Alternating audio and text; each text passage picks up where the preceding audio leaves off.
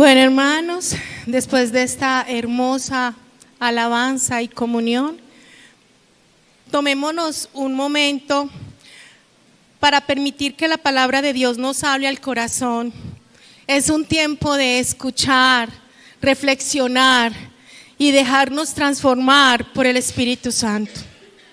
Abran sus Biblias, por favor, o sus smartphones, en el libro del apóstol Juan, capítulo 1, versículo 1 al 18.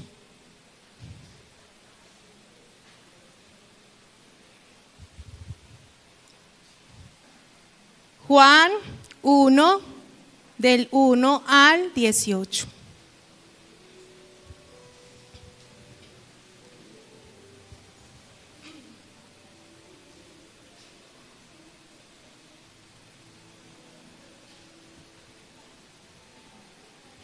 En el principio ya existía el Verbo, y el Verbo estaba con Dios, y el Verbo era Dios.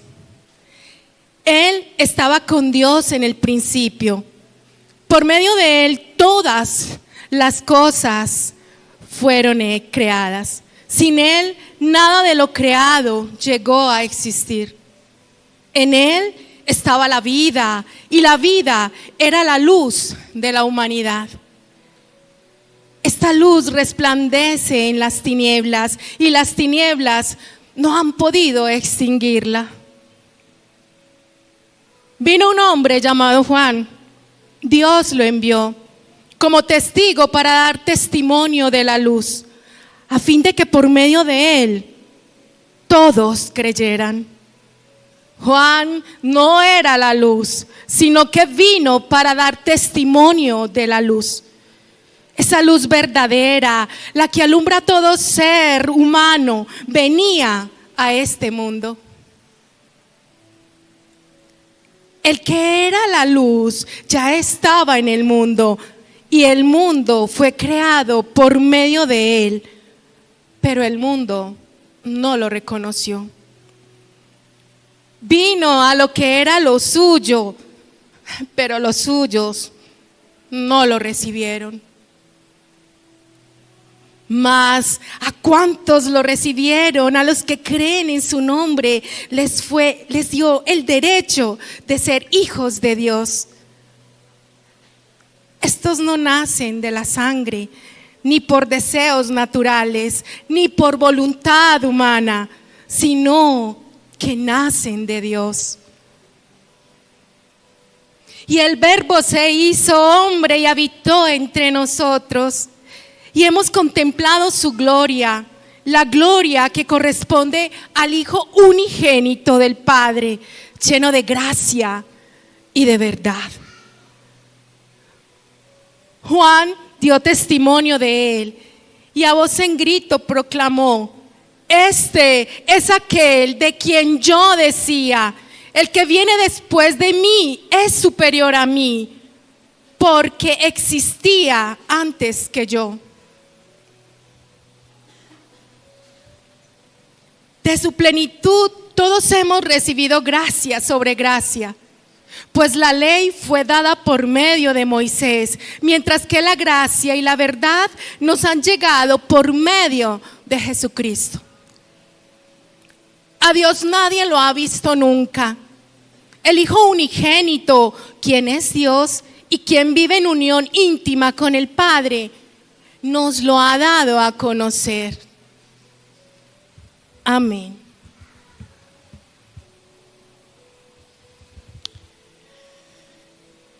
Hermanos, tomémonos un tiempo para que respondamos desde nuestro ser esta pregunta: ¿cómo puedo permitir que la luz de Cristo me guíe y me transforme?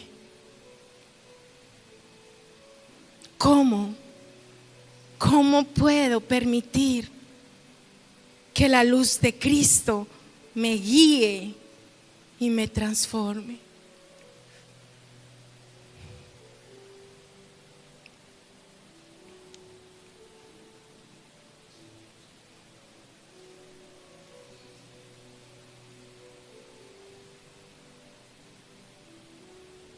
Qué cosa bella o sorprendente ves en este pasaje. Yo personalmente no dejo de sorprenderme con la divinidad de Jesús.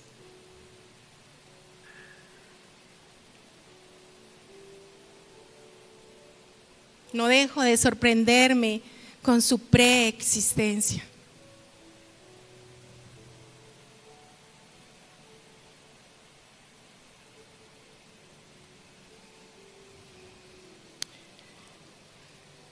¿Dónde te ves ahora mismo en este texto? ¿Con cuál personaje te sientes identificado?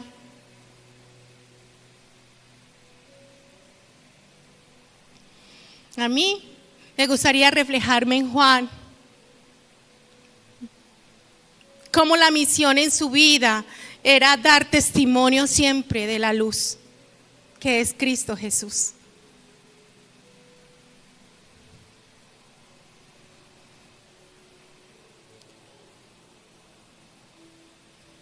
Ahora tomémonos un tiempo para responder esta palabra en oración. Amado Dios, gracias porque tu Santo Espíritu ha permitido que la luz de Cristo ilumine nuestros corazones y nos guíe en nuestro caminar diario. No es fácil, claro que no lo es, pero es de valientes hacerlo. Gracias, Señor Jesús, por venir a tu iglesia universal como la luz del mundo. Ayúdanos a reflejar tu luz en un mundo de oscuridad. En tu santo nombre, amén. Los niños pueden pasar a la escuelita.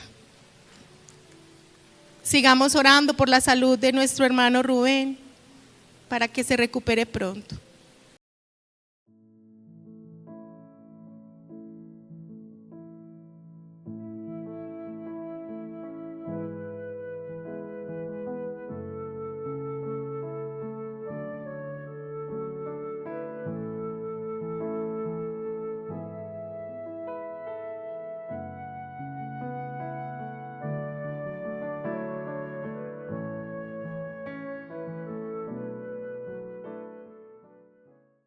Hoy la palabra expuesta va a estar a cargo de nuestro pastor y teólogo Edison Ramírez Suaza con el tema La visita irreconocida, basada en el texto del apóstol Juan, capítulo 1, versículo del 1 al 18.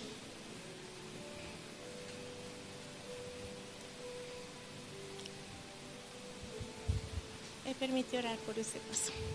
Señor, bendice a nuestro pastor Edison, que hoy nos comparte tu palabra. Dale sabiduría y claridad para que su mensaje nos edifique y nos guíe. Fortalece su corazón y su espíritu para que sea un instrumento fiel en tus manos. Amén. Gracias.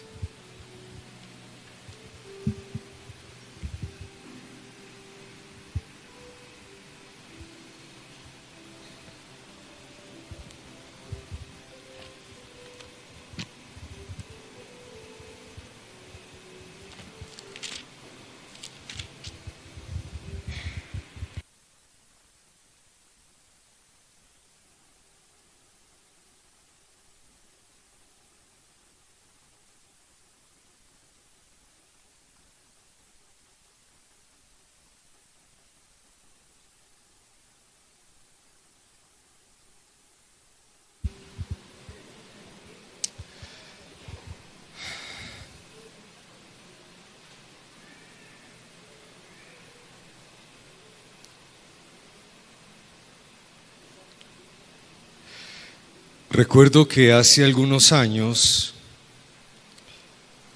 el famoso cantante evangélico Marco Barrientos visitó mi casa. Yo tengo un vago recuerdo de unos gringos altos, mi taita conversaba con ellos y había un tipo que medía más de 1,80 metros de estatura y él era el que traducía. Y aunque ellos me cautivaron por un momento, pronto perdí el interés. Y después, y con después entiéndase meses, Héctor Urrego me dijo: ¿se acuerda el traductor alto que está el otro día en tu casa? Yo sí, ese es Marco Barrientos. Y yo no podía creerlo. Barrientos había estado en mi casa. Hablamos con él, tomó café con mi papá y no sabíamos que era el afamado cantante. La Navidad tiene algo parecido con esta anécdota. Jesús vino, pero no supimos que Dios nos estaba visitando en Cristo. Los relatos de la Navidad en Mateo y Lucas me fascinan. Esos relatos cautivan mi alma. Disfruto ver cómo Dios se camufla en lo humilde, en lo cotidiano, en lo normal, para sorprendernos con su visita. El Evangelio de Marcos omite por completo cualquier relato navideño. Y a simple vista, uno podría pensar que Juan Evangelista también omite por completo los relatos de Navidad. Pero si le ponemos lupa al primer capítulo del Evangelio según San Juan, nos sorprenderá que este relata la Navidad de maneras teológicamente muy profundas. Y a esas aguas profundas es a donde quiero invitarlos esta mañana. El Evangelio de Juan, damas y caballeros, es un evangelio fascinante, rico. Esta semana me invitaron a almorzar y por primera vez entré a un restaurante japonés y adivine qué me dieron: sushi. Exquisito, así es Juan, exquisito, hermoso, profundo. Y me encanta la descripción gráfica que hace Leon Morris de él. Mire cómo dice: el Evangelio de Juan es como una piscina en la que un niño puede nadar y un elefante puede chapotear. El Evangelio de Juan fue escrito alrededor de los años 90, un tiempo en el que el Evangelio se estaba expandiendo por el mundo antiguo y las persecuciones contra la primera iglesia eran duras. Este testimonio de un hombre que durante el ministerio de Jesús en Galilea fue el más joven de los 12 apóstoles del Señor, pero cuando está escribiendo este evangelio ya es un anciano. En la introducción a todo el evangelio, que es el capítulo 1, versículos 1 al 18, encontramos un manantial de complejidad y deleite. Es poesía y canto, belleza y asombro. Para los eruditos bíblicos, estos versículos, los primeros versículos 18 del Evangelio de Juan, es un pozo en el que no ha habido el primer erudito bíblico que pueda tocar el fondo de su contenido. Siempre hay riqueza novedosa que sorprende a quienes interesan arrojarse a las honduras de San Juan capítulo 1. En esta oportunidad lo haremos como cuando yo voy a la playa. El mar es inmenso, ¿no? Pero hay gente que se va hasta donde las aguas ya no le rebasan. Pero vemos otros que no sabemos nadar y vamos a lo mucho hasta que el agua nos llegue a las rodillas. Hoy iremos al Evangelio de Juan, que el agua nos llegue siquiera a los tobillos, porque es un mar profundo, inmenso. Arriesguémonos entonces. Y empecemos diciendo, en primer lugar, que la visita de Dios nos trajo un nuevo Génesis. Que la visita de Dios nos ha traído un nuevo Génesis. Las palabras, las primeras palabras del Evangelio de Juan nos trasladan de inmediato al principio de la creación. Los escritores, cuando van a empezar a escribir, lo más difícil es cuáles van a ser las primeras palabras. Ellos lo llaman romper la hoja en blanco, ¿no? Derrotar la hoja en blanco.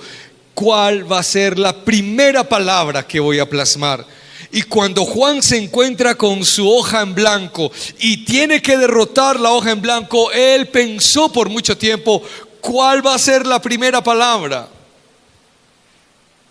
Me lo imagino escribiendo y borrando, no, esa no. Y vuelve, no, esa tampoco, hasta encontrarlas. Y entonces escribe en el principio. Y es una copia a Génesis 1:1.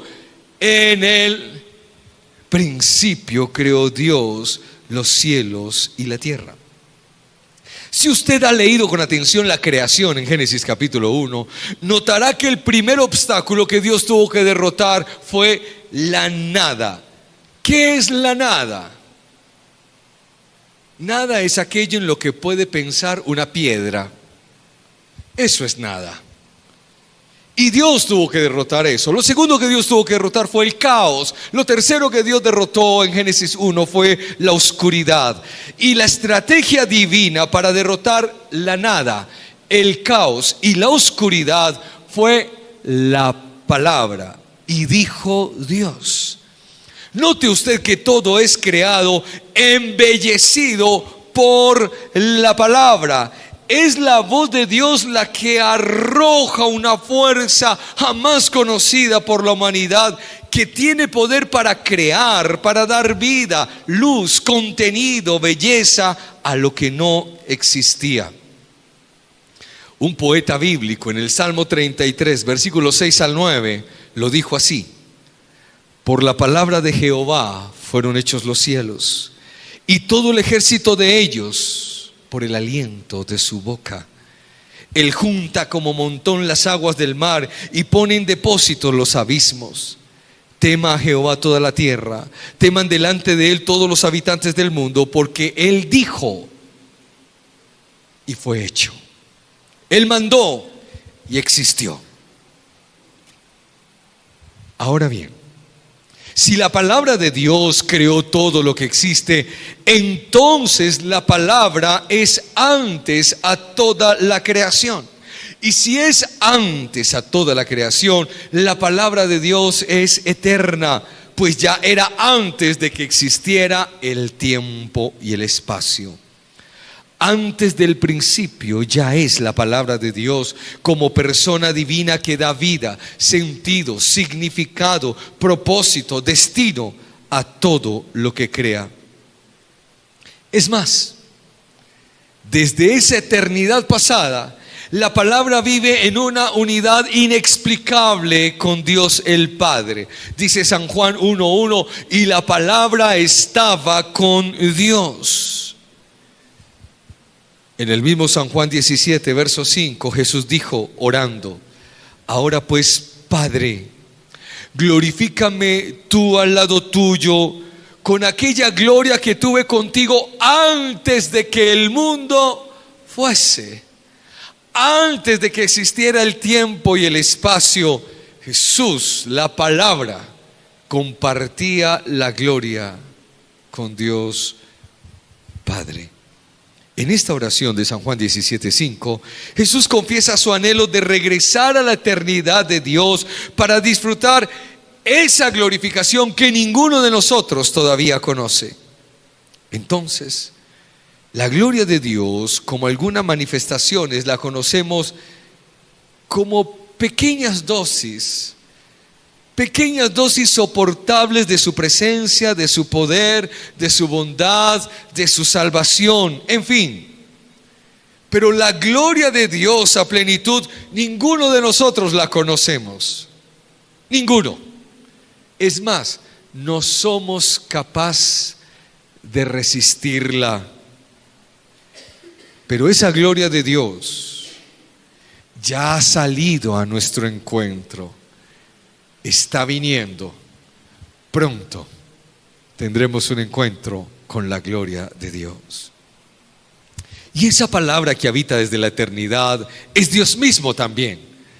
No solo es palabra de Dios, no solo habita desde la eternidad con Dios, es misteriosamente Dios mismo.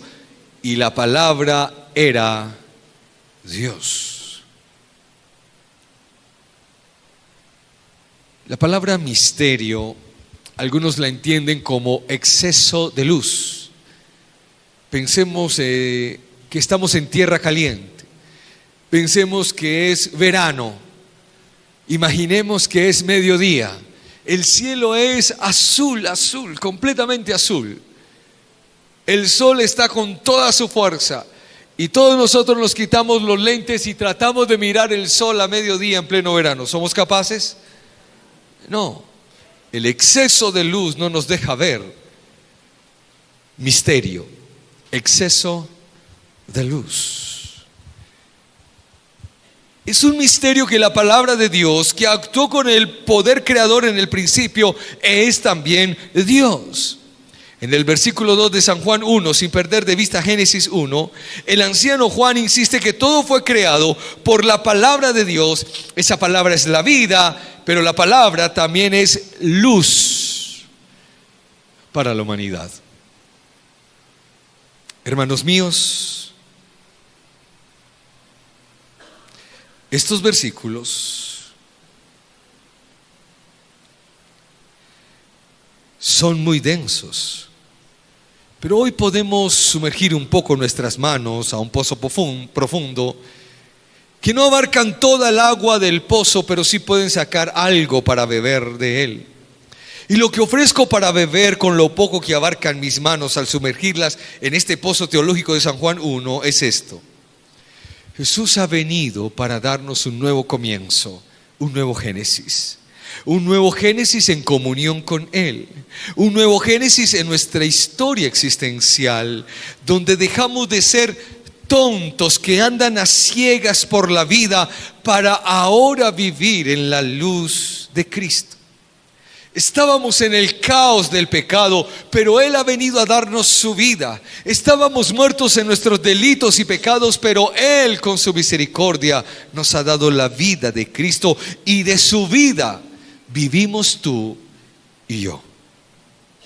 A propósito, si usted es de los que le encanta encender las luces de esta Navidad, dele significado a ese encender las luces de un nuevo comienzo con Dios, evocando las palabras del Génesis cuando Dios dijo: sea la luz, porque esa luz de Dios nos visitó. Yo quisiera creer que el mundo enciende luces pensando en las palabras de San Juan: y la luz vino al mundo. Encendamos las luces para significar que Dios nos ha visitado, y que cada que veamos esas hermosas luces encendidas, recordemos: la luz vino al mundo. Que Dios ha creado un nuevo Génesis, ha creado un nuevo ser en mí. Como dijo San Pablo: si alguno está en Cristo, nueva creación es, nueva criatura es. Las cosas viejas pasan y aquí todas son hechas nuevas. Dios está haciendo un nuevo Génesis en mí. Dios está creando un nuevo mundo por medio de su Espíritu que obra en la iglesia. Si en el principio Dios llamó a toda la hermosa creación por el poder de su palabra, usted también es llamado por el poder de la palabra de Dios a ser una nueva creación de Dios. De aquí en adelante vive como eres. En esta Navidad no te avergüences del Evangelio, porque es poder de Dios para salvar. Por el contrario, vívalo con gozo, con orgullo, con pasión. Grite la palabra de Dios en su vecindario, en su familia, entre sus amigos, es más, en sus círculos sociales. Esta es la vida que Dios nos llama a vivir, y que llama a todos los que te rodean a través de tu evangelización. Segundo, Dios nos visitó para darnos el milagro de la fe. Dios nos visitó para darnos el milagro de la fe. Cuando uno lee todo el Evangelio de Juan, queda la sospecha de que muchos lectores estaban confundidos con respecto a la persona de San Juan Bautista.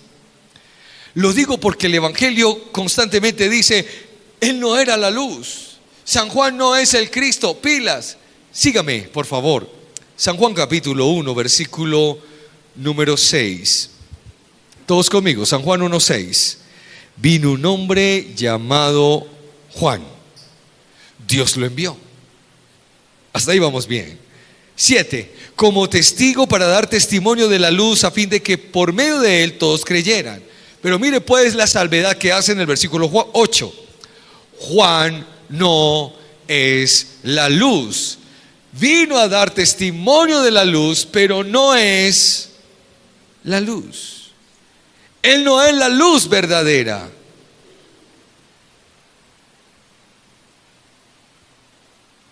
Ahora, en el versículo 19, por favor conmigo, le hacen una pregunta a Juan. Este es el testimonio de Juan cuando los judíos de Jerusalén enviaron sacerdotes y levitas a preguntarle: ¿usted quién es? Versículo 20. No se negó a declararlo, sino que declaró con franqueza: yo no soy el Cristo. Y si él está diciendo no soy el Cristo, ¿qué le estaba preguntando a la gente? Usted es el Cristo, ¿cierto? Usted es el Cristo, usted es la luz que va a venir al mundo, ¿cierto que sí? Y Juan dijo: no, yo no soy. Versículo 21. Entonces, ¿usted quién es?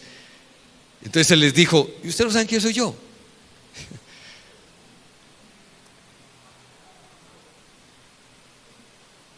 ¿Eres Elías? No. ¿Eres el profeta? No. Versículo 22. ¿Quién eres? ¿Cómo te ves a ti mismo? Versículo 23. Yo soy la voz que grita en el desierto: preparen camino al Señor, enderecen sendas. Pareciera ser que los cristianos estaban desenfocando a quienes San Juan escribe este evangelio. Como que estaban depositando su fe en Juan Bautista, creyendo que él era el Mesías. Y San Juan da testimonio diciendo: mire, él no era el Mesías. Él mismo llegó a decir: no, yo no soy el Mesías, yo soy la voz del desierto, pero no el Mesías. Yo no soy la luz del mundo, yo soy la voz que clama en el desierto. Es más, en el versículo 15 de San Juan 1, Juan Bautista dice: viene uno más grande que yo, porque existía antes que yo. Versículo 16, de su plenitud todos hemos recibido gracia sobre gracia. Dice San Juan: la ley fue dada por Moisés, mientras que la gracia y la verdad nos fue dada por Cristo.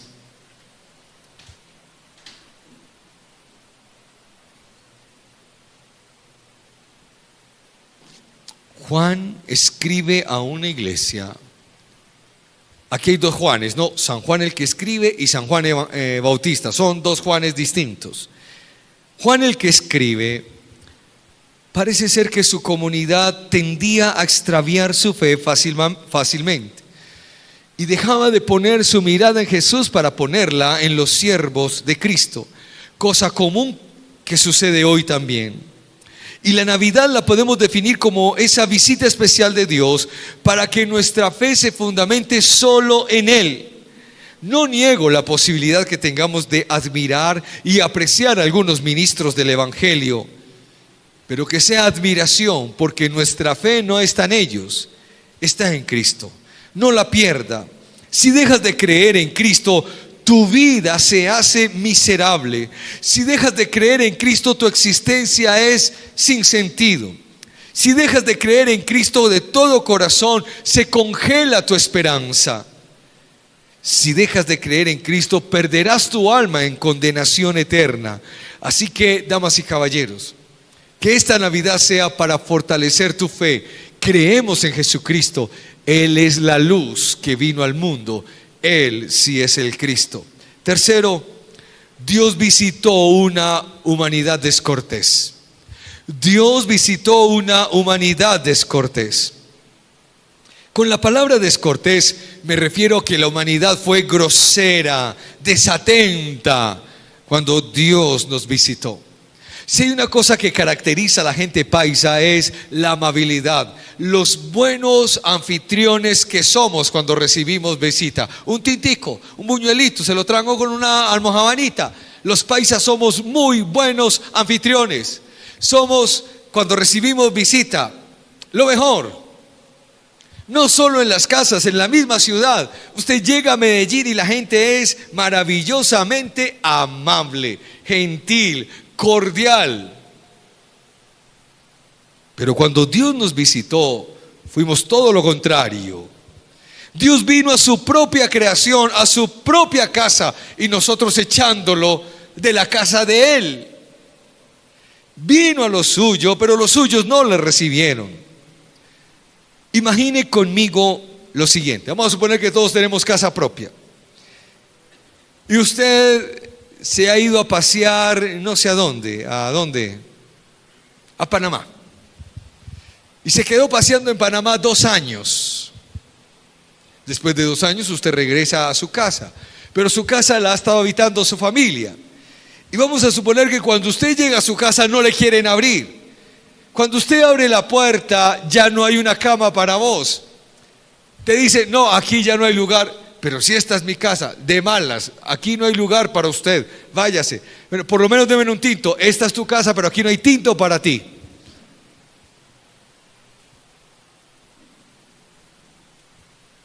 Eso le pasó a Dios. Del Señor es la tierra y su plenitud.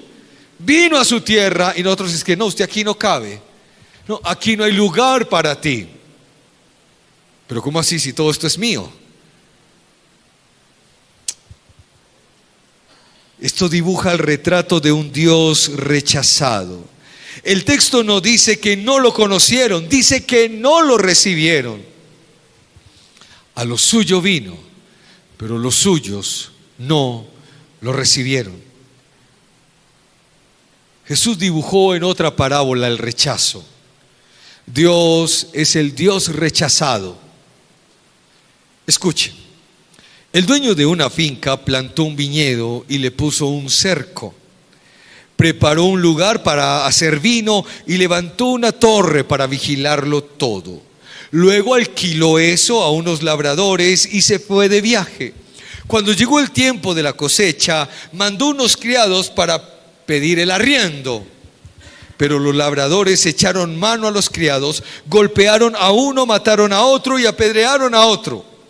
Entonces el dueño volvió a mandar más criados que al principio, pero los labradores lo trataron de la misma manera. Entonces el labrador mandó a su propio hijo pensando, sin duda respetarán a mi hijo. Pero cuando vieron al hijo, los labradores se dijeron unos a otros, este es el que ha de recibir la herencia, matémoslo y nos quedamos con su propiedad. Así que lo agarraron, lo sacaron del viñedo y lo mataron. Esa fue la Navidad. A lo suyo vino y los suyos no lo recibieron. ¿Sabe cuál es la tragedia? Que esta es la iglesia del Señor y muchas veces Él viene a su propia iglesia y los suyos no lo reciben.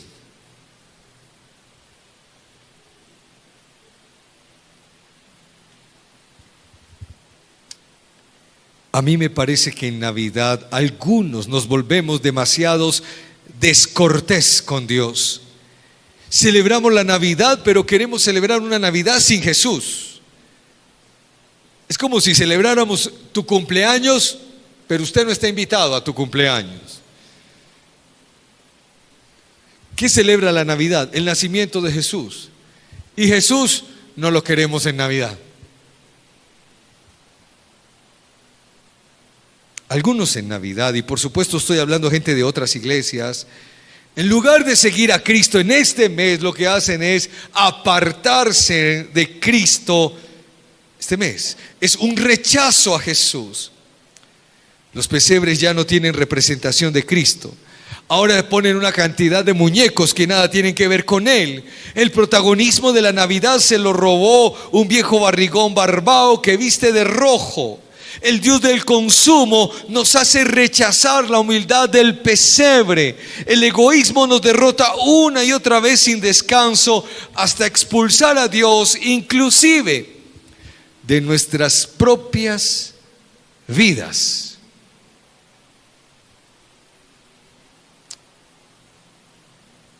Recuerda que la Navidad es la visita de Dios a lo suyo y a los suyos. Te pregunto, ¿recibirás tú al Señor?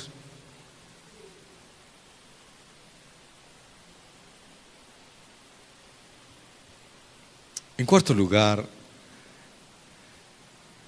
esta visita hizo posible nuestra adopción. La visita de Dios hizo posible nuestra adopción.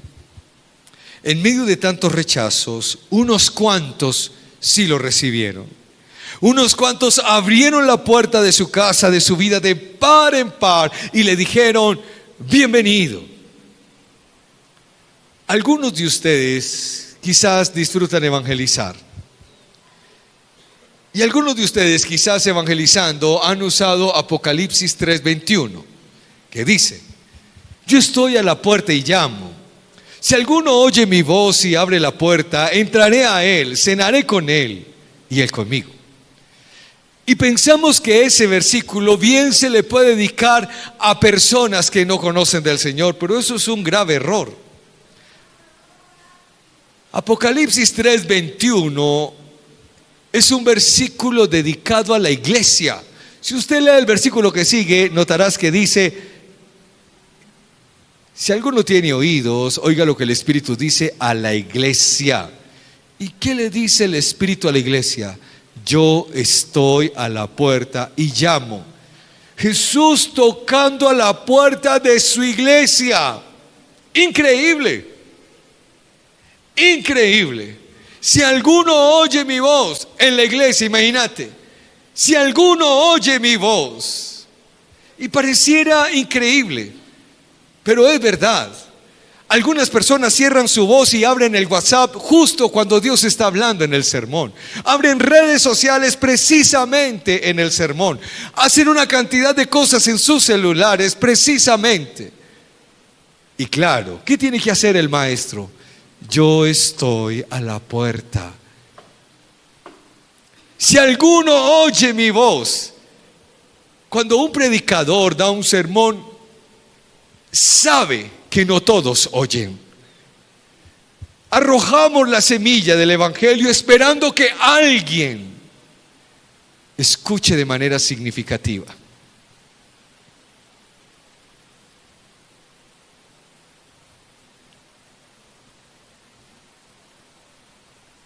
Si alguno oye mi voz y abre la puerta.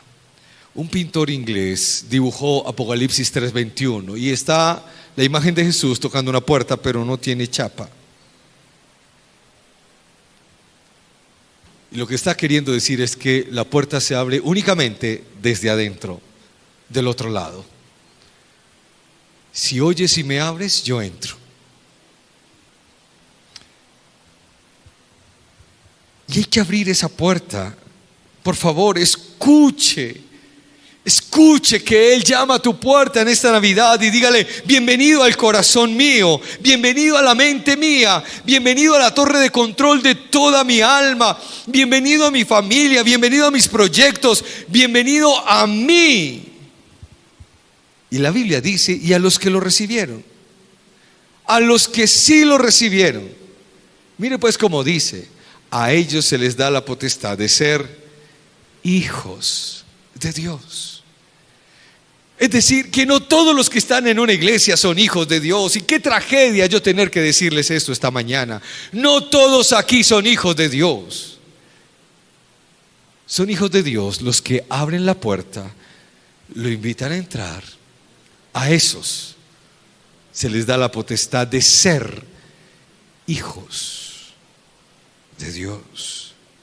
Una vez discutía con un pastor porque él me decía que todas las personas que habitan el mundo son hijos de Dios, que los 8,000 millones de habitantes que tiene este mundo, todos son hijos de Dios.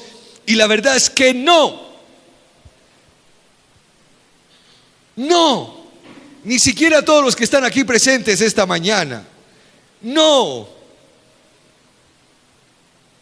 Hay que diferenciar quién es criatura de Dios de quién es hijo de Dios. Todos sí somos creados por Él, hechura suya somos, sí, todos. Pero no todos son hijos de Dios. San Juan 1:12 dice: mas a los que lo recibieron, esos sí son hijos de Dios.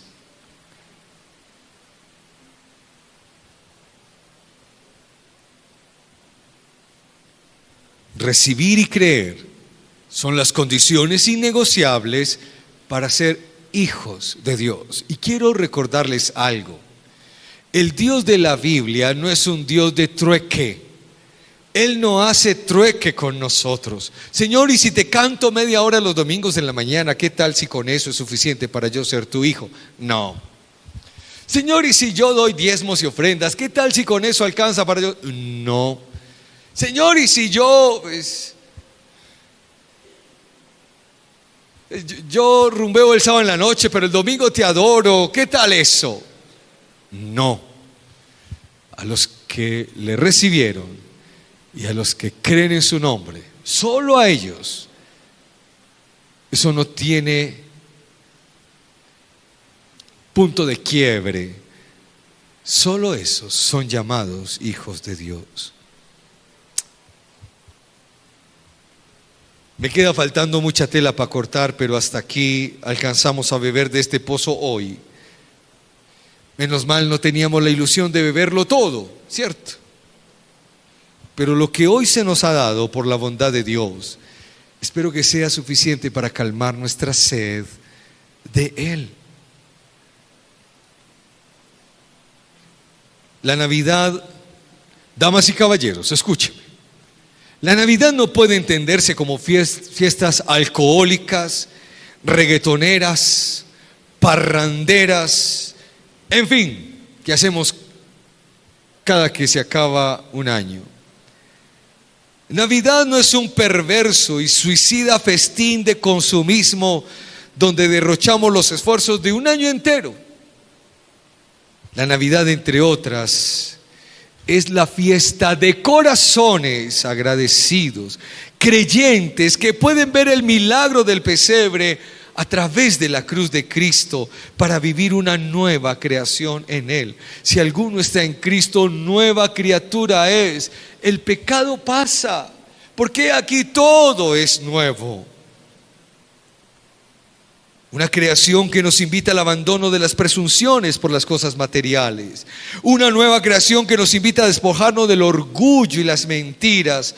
Una mirada al pesebre nos debe maravillar la vida entera, porque ahí empezó Dios su nueva creación. No haga parte de las cosas del mundo. Mira, la primera Navidad, año 0.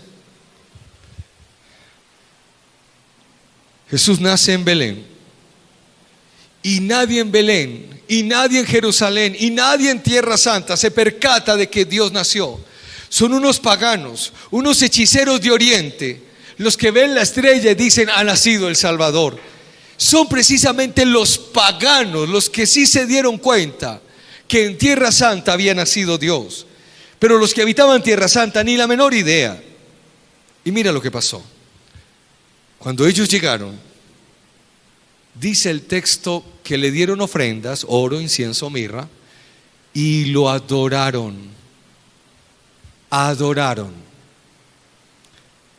Luego, unos ángeles le dieron la noticia a unos pastores de Belén que estaban trasnochando, trabajando de noche. Y ellos salieron corriendo a ver dónde había nacido el niño. Y cuando llegaron estos humildes pastores, lo adoraron. No te puedes. Llegaron los ricos, los que tenían dinero, oro, incienso, mirra, los de estrato alto, y lo adoraron. Llegaron los humildes, los pastores de Belén, y lo adoraron. Y si usted presta atención en el Evangelio de Lucas, una serenata angelical que gritaba: gloria a Dios en las alturas, paz en la tierra a los hombres. Los ángeles esa noche adoraron. Adoraron los ángeles, adoraron los humildes y adoraron los magos. Cuando nosotros celebramos la Navidad, parrandeamos, rumbeamos, consumimos, y se nos olvida que es una noche de adoración. Es una noche de adoración. Iglesia, ¿qué nos pasa? es de adoración. Es de adoración. No haga parte de las cosas del mundo, porque si alguno ama al mundo y las cosas que hay en el mundo, el amor del Padre no está en él.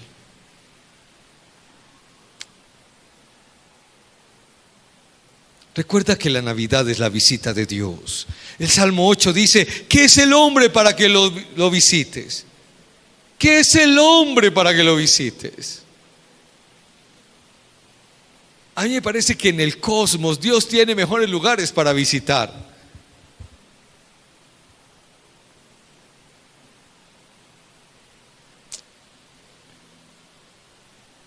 Pero que Él nos haya escogido a nosotros, que toque a nuestra puerta, por Dios. ¿Qué harás? ¿Qué harás tú?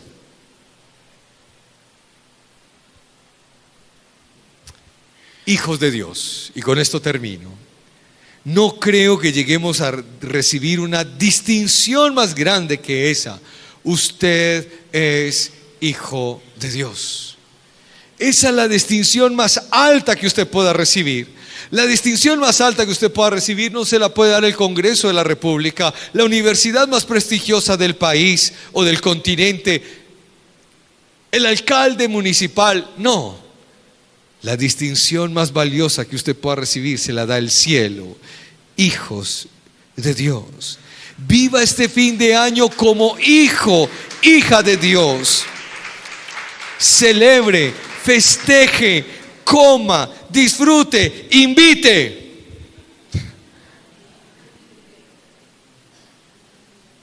Pero como hijos, hijas de Dios. Esta Navidad se trata de Cristo, no de vos, no de mí, de Cristo.